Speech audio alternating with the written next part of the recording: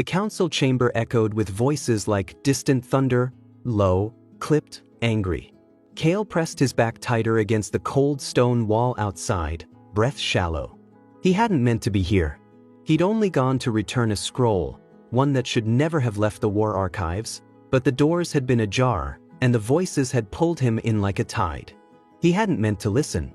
But now, he couldn't stop. "That we strike at dawn," came the clipped voice of General Myron. "Their border is weak. If we take the mountain pass, we control the north by week's end." Unapproved, someone growled, deep, commanding. "Prince Aeren." Kael flinched at the sound of the prince's voice. Cold as steel, sharp as his father's war blade. "We were ordered to wait," Aeren continued. "Any movement without the king's seal is treason." Kael's heart skipped. Treason? Wait, then the general was plotting? What was that? The voice wasn't from inside the chamber. It was behind him.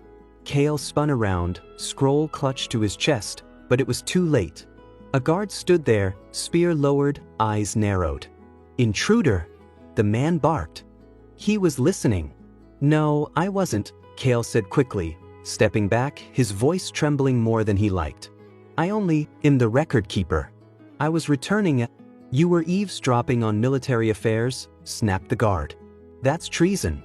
Before Kael could explain, rough hands grabbed his arms. The scroll fell to the floor with a slap.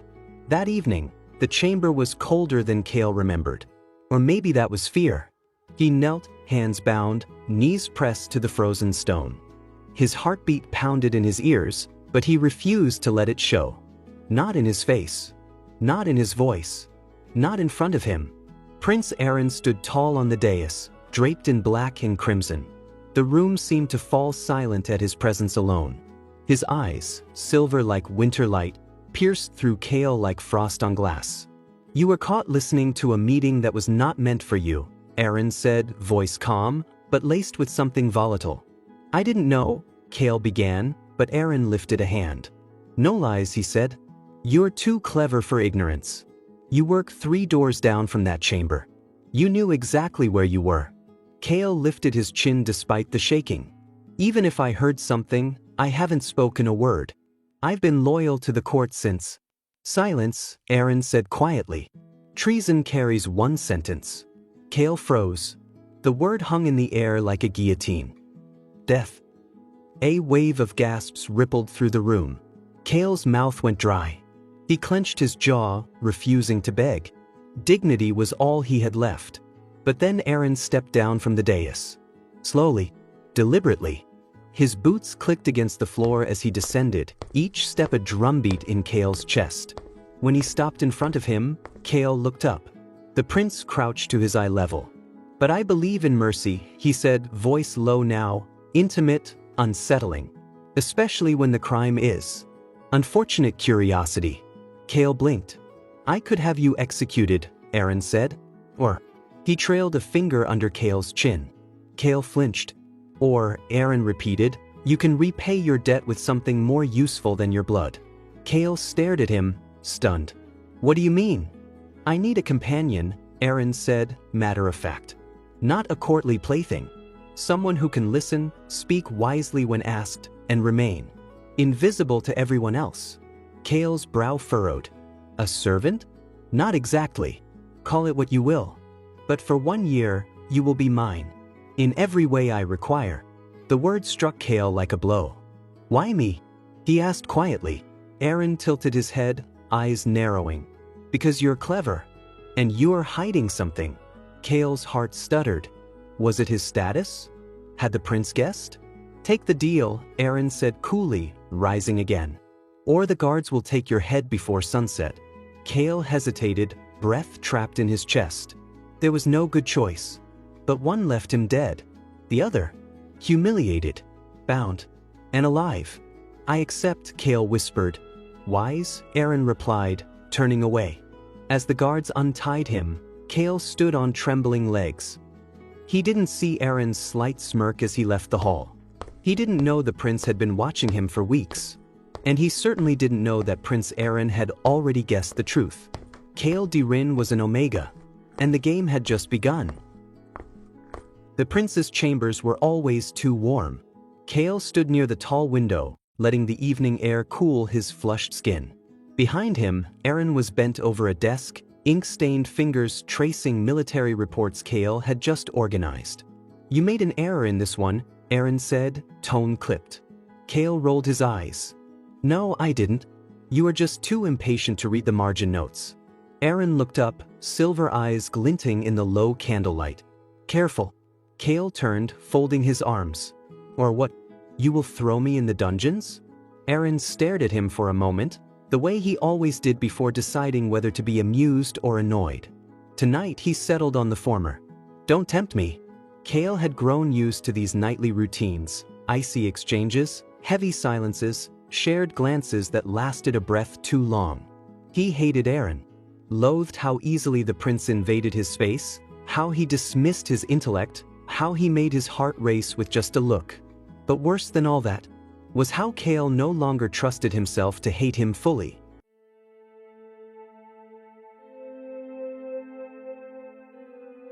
It started with smoke, thick and sudden, curling under the door as Kael was reorganizing scrolls in the Eastern Library. The flames spread fast, an accident, or perhaps sabotage. He never got the chance to ask.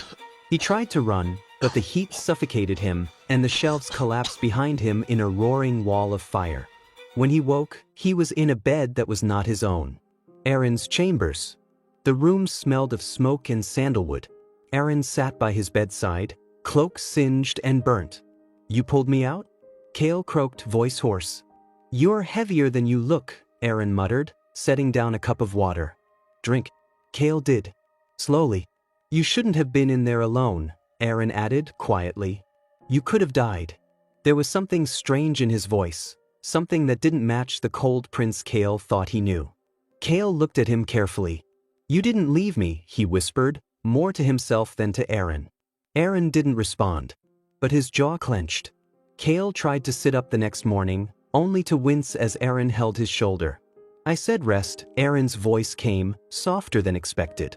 "I'm not." "I said," he repeated with uncharacteristic patience, "rest." Kael tried to push his hand away, but Aeren caught his wrist and froze. On Kael's skin, just above the inside of his elbow, a faint, silvery mark shimmered, visible only when his body was weakened. An Omega's birthmark. The air shifted. Aeren let go slowly, his gaze unreadable. Kael's breath caught in his throat. "You knew," he whispered. "I suspected," Aeren said, his voice quiet. "But I wasn't sure. And now? I am." Silence stretched between them like a drawn blade. Kael expected a command, the threat, a cruel smirk. But none came. Instead, Aeren leaned forward. "No one will find out," he said. "Not from me."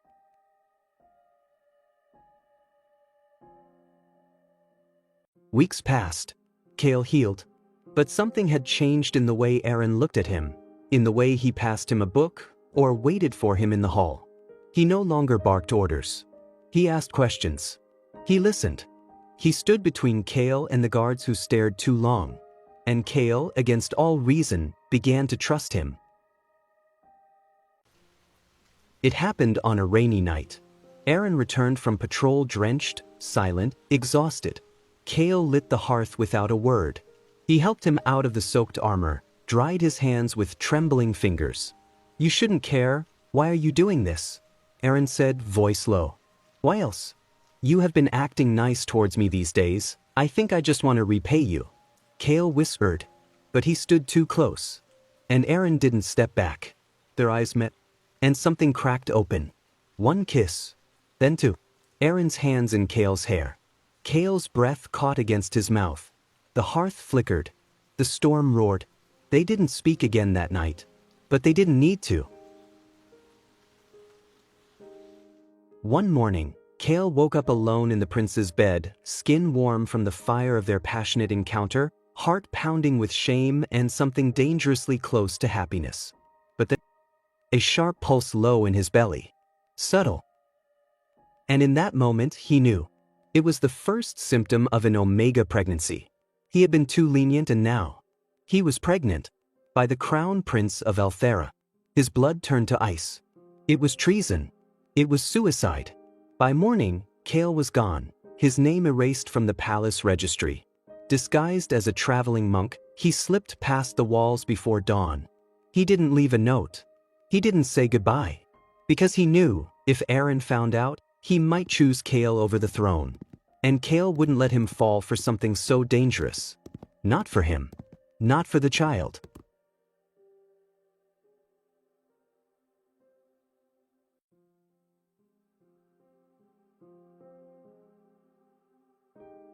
The snow in Silmore came early that year, drifting down in lazy spirals and coating the mountaintop village like a soft sigh.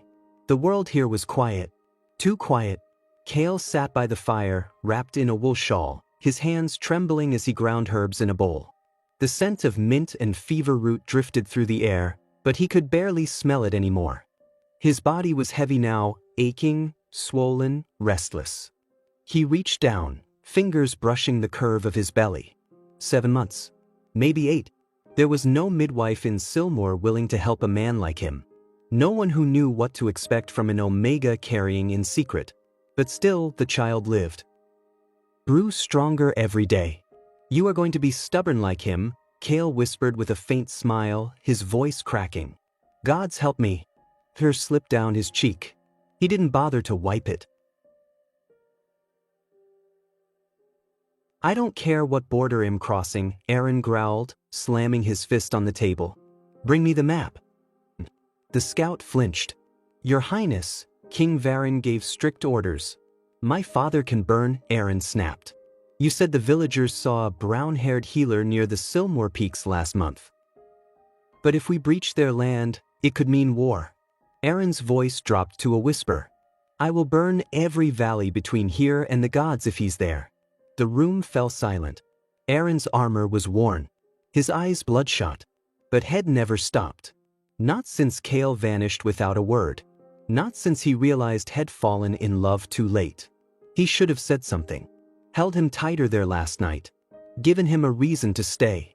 Instead, he was chasing rumors up a frozen mountain trail, with only his heart and a half-whispered name to guide him.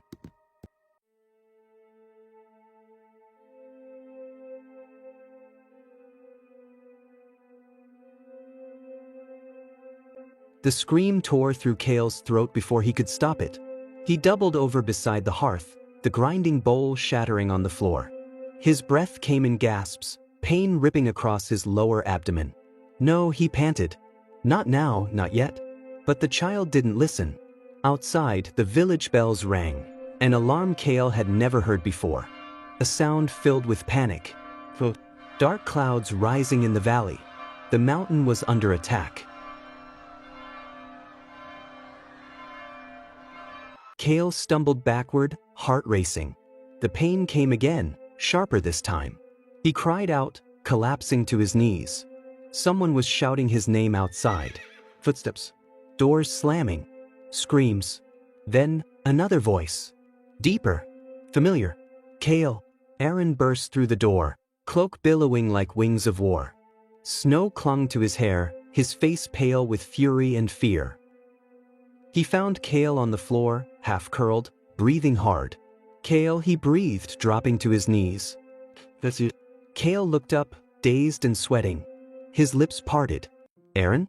Tears filled his eyes. You found me. You idiot, Aeren said, voice breaking. You left me. Kael's laugh was a sob. I had to. You would have given up everything. I would have given it all 1,000 times, Aeren snapped. He reached for Kael's hand. You should have told me. About the baby. About everything. A contraction hit, stealing Kael's breath. I am telling you now, he gasped. Aeren's eyes widened. It's happening now?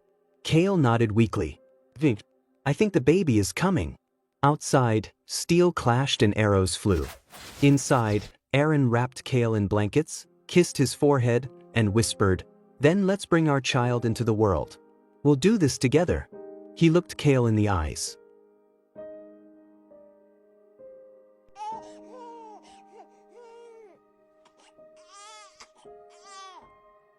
Snow had stopped falling. The village of Silmore, half burned and still trembling from the siege, lay quiet beneath a gray sky. In one of the few standing cottages, Aeren stood guard at the door, soot on his face, and Kael's soft breathing echoing behind him. Inside, the child had just been born. A boy. Tiny, wrinkled, with a crown of damp black curls and lungs loud enough to rival thunder. Kael had fallen asleep moments after, exhausted, his arms wrapped around the bundle of blankets like a shield. Aeren looked back at them now. The way Kael cradled the child with both love and fear. The way his lips, cracked and dry, still moved in a whisper. He turned away again, eyes narrowing at the sound of approach.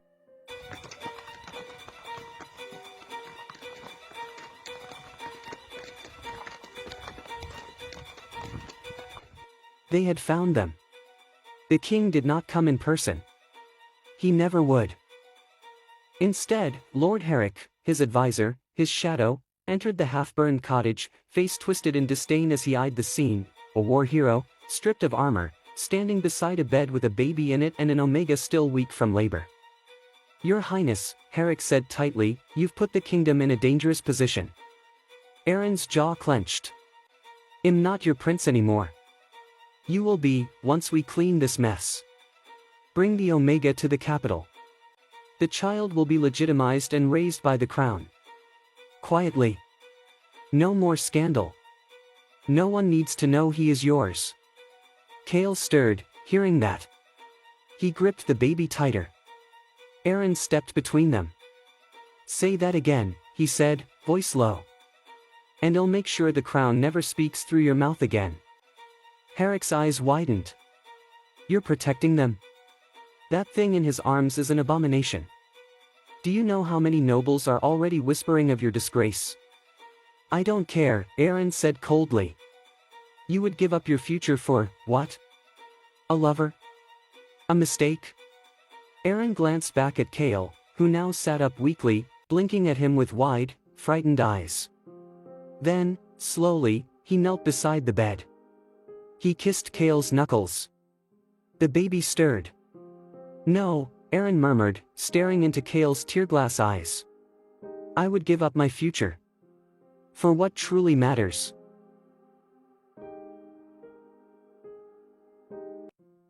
The next day, Aeren entered the throne room not as a prince, but as a man. No crown. No crest. Only a plain cloak and a sword laid across his arms like an offering. "I am not here to beg," he told the king, who barely looked up from his throne.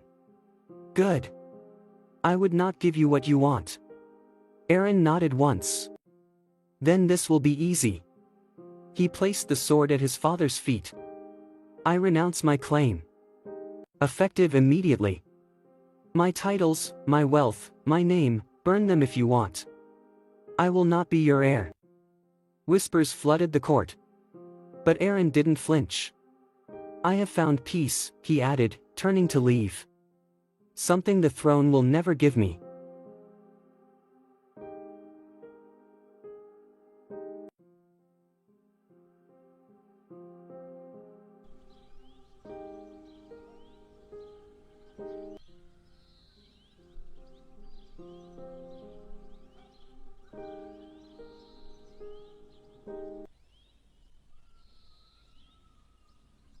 They built a new home. Far from palaces and politics, nestled at the edge of a quiet forest, where no one cared about titles or bloodlines. Where Kael could practice healing freely.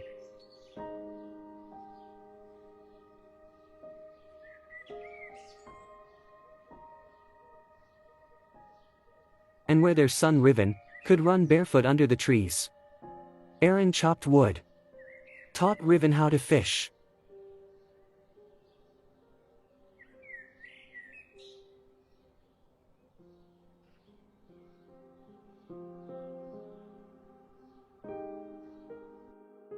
Held Kael at night when the old scars ached and the memories tried to return. And Kael never stopped looking at him like he had given him the sun. "I love you, Aeren," Kael whispered once, lying against his chest. Aeren smiled faintly, running his fingers through Kael's hair. "And I love you."